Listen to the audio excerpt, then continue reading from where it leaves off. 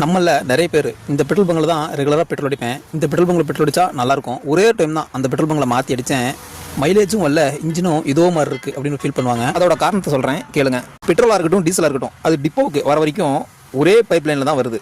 அங்கே வந்து ஒவ்வொரு கம்பெனிக்கும் தனித்தனியாக பிரியுது. ஹெச்பி பங்குக்கு ஹெச்பி டிப்போல இருந்தும், பாரத் பங்குக்கு பாரத் டிப்போல இருந்தும், இந்தியன் ஆயில் பெட்ரோல் பங்குக்கு இந்தியன் ஆயில் டிப்போல இருந்து லாரி மூலமாக வந்து சேருது.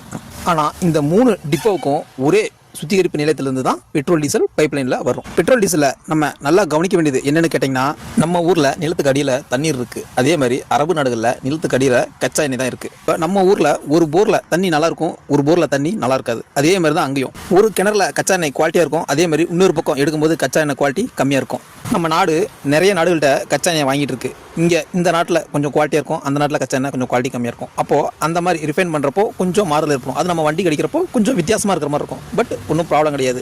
இதுதான் நிறைய பேர் வந்து இந்த பெட்ரோல் பங்கில் நல்லா இருக்கு, அந்த பெட்ரோல் பங்கில் நல்லா இல்லை அப்படின்னு ஃபீல் பண்ணுறாங்க. ஆனால் இது பெட்ரோல் பங்க் ஃபால்ட் கிடையாது. நமக்கே நம்ம ஊரில் தண்ணி குடிச்சிருந்தோம், நல்லா இருந்தது, பக்கத்து ஊரில் போய் தண்ணி குடிச்சேன், சளி பிடிச்சிச்சு அப்படின்னு சொல்கிறோம் இல்லைங்களா? அதே மாதிரி தான் பெட்ரோல் கொஞ்சம் மாற்றி அடிக்கிறப்போ வண்டிக்கு கொஞ்சம் சவுண்டு டிஃப்ரெண்டாக வரும். பட் நமக்கு சளி பிடிக்கும், உயிர் போகாது இல்லையா? அதே மாதிரி தான் இன்ஜின் சவுண்டு மாறும், பட் எந்த ப்ராப்ளமும் கிடையாது.